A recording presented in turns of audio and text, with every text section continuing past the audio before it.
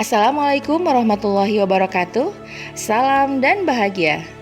Pada kesempatan kali ini, saya Lianawati, calon guru penggerak Angkatan 9 dari SDN Mulyasari, Kabupaten Cianjur, akan memaparkan kesimpulan dan refleksi dari pemikiran Ki Hajar Dewantara pada modul 1.1 koneksi antar materi. Selamat menyaksikan.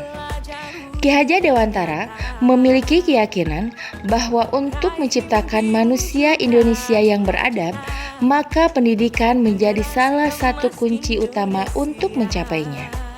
KHD menjelaskan bahwa tujuan pendidikan yaitu menuntun segala kodrat yang ada pada anak-anak agar mereka dapat mencapai keselamatan dan kebahagiaan yang setinggi-tingginya, baik sebagai manusia maupun sebagai anggota masyarakat.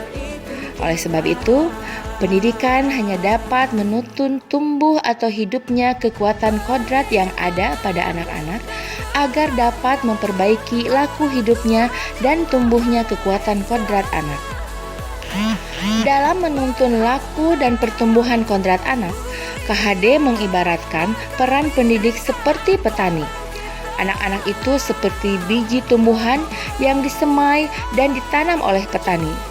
Jika kita menanam benih pada ladang yang subur, lalu kita merawat dan memelihara benih tersebut hingga tumbuh besar, kuat, menyiram dan memupuknya dengan teratur, percayalah, benih itu tentu akan tumbuh menjadi tanaman yang menghasilkan buah baik. Akan tetapi sebaliknya, jika kita hanya menanam benih di lahan yang tidak dipersiapkan pengolahannya, lalu tidak merawat dan menjaganya sungguh-sungguh, tidak menyirami dan memupuknya dengan teratur, maka bukan tumbuhan yang subur dan kuat yang akan kita peroleh, tetapi yang akan kita panen hanyalah rumput ilalang dan semak-semak. Dalam proses menuntun, anak diberi kebebasan, namun pendidik sebagai pamong dalam memberi tuntunan dan arahan agar anak tidak kehilangan arah dan membahayakan dirinya. Proses menuntun dilakukan dengan memperhatikan kodrat alam dan kodrat zaman anak tersebut.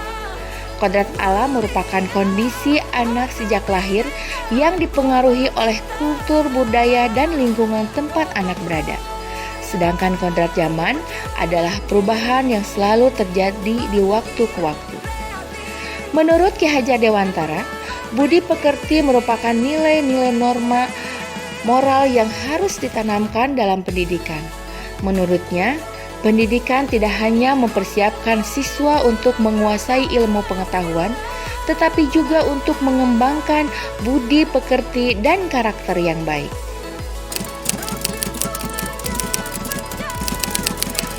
Sebelum mempelajari modul 1.1 tentang pemikiran Ki Hajar Dewantara, pelajaran yang saya lakukan hanya sebatas transfer materi pelajaran. Kemudian, pembelajaran yang saya lakukan menggunakan metode pembelajaran yang berpusat pada guru atau teaching center. Saya juga menganggap bahwa ketuntasan dalam penyampaian materi lebih penting dari memahami karakter murid. Jika nilai murid sudah mencapai IKKM, dinyatakan sudah berhasil.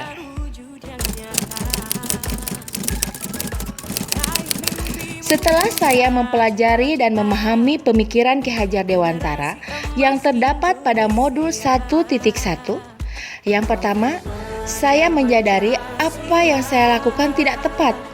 Seharusnya saya melakukan pembelajaran berdiferensial. Artinya, guru memfasilitasi murid sesuai dengan kebutuhannya, karena setiap murid mempunyai karakteristik yang berbeda-beda, sehingga tidak bisa diberi perlakuan yang sama. Yang kedua, saya menyadari bahwa pendidikan harus berpihak pada murid, menyesuaikan pembelajaran dengan kebutuhan individu siswa. Misalnya, dengan mengembangkan program pembelajaran yang dapat menampung bakat, minat, dan gaya belajar siswa. Yang ketiga, saya juga harus memperhatikan karakteristik murid supaya saya bisa mengkondisikan apa yang harus diajarkan dan bagaimana memilih metode yang cocok dan sesuai dengan karakteristik masing-masing murid sehingga ketercapaian belajar tiap peserta didik berbeda.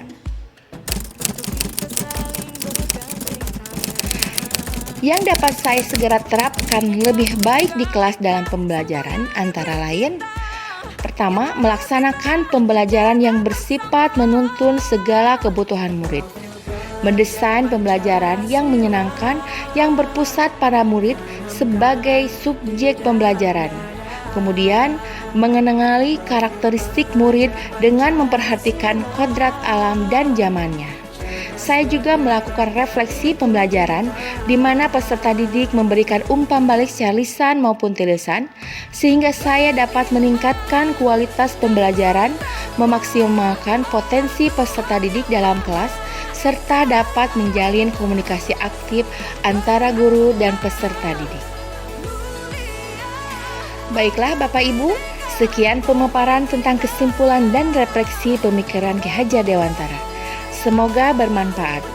Salam dan bahagia. Wassalamualaikum warahmatullahi wabarakatuh.